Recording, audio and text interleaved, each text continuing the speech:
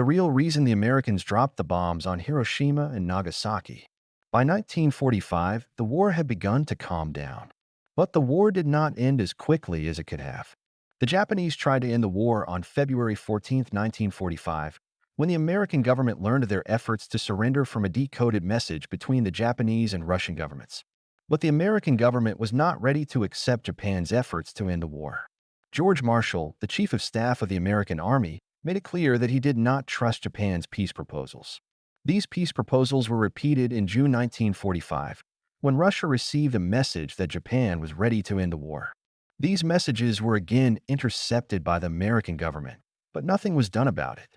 The reason for America's refusal to end the war became apparent on August 6, 1945, when the United States detonated the first atomic bomb on Hiroshima, Japan. The U.S. Air Force attempted to warn the city's inhabitants that it was about to be destroyed by dropping 720,000 leaflets on the city, which read that Hiroshima would be wiped off the face of the earth unless Japan surrenders immediately. Many fled the city, but it was estimated that about 250,000 people remained. The decision to drop the second bomb was made. No high-level meetings were held to discuss the necessity of dropping the second bomb, and no attempt was made to determine whether it was the first bomb or the entry of Russia into the conflict that precipitated Japan's intention to surrender. Harry Truman, who became president after Roosevelt's death on April 12, 1945, said after the first bomb was dropped on Hiroshima, "This is the greatest event in history." There were high-ranking officials in the American government who believed that no bomb was needed in Japan. One of them, Admiral William Leahy, said, "I was firmly convinced that the war with Japan had progressed to the point where her defeat was only a matter of time and patience." There is speculation as to why the two cities, Hiroshima and Nagasaki, were selected as the targets of the two atomic bombs, especially since neither was, in principle, a military objective.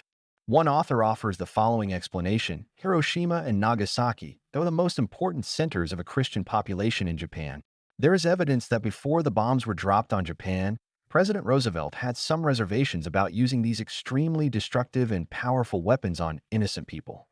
The president had prepared a speech to give on Jefferson's birthday.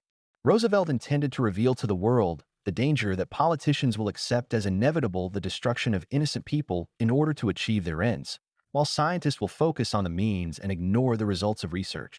However, Roosevelt died before that date, so the world will never know what he really meant by that speech.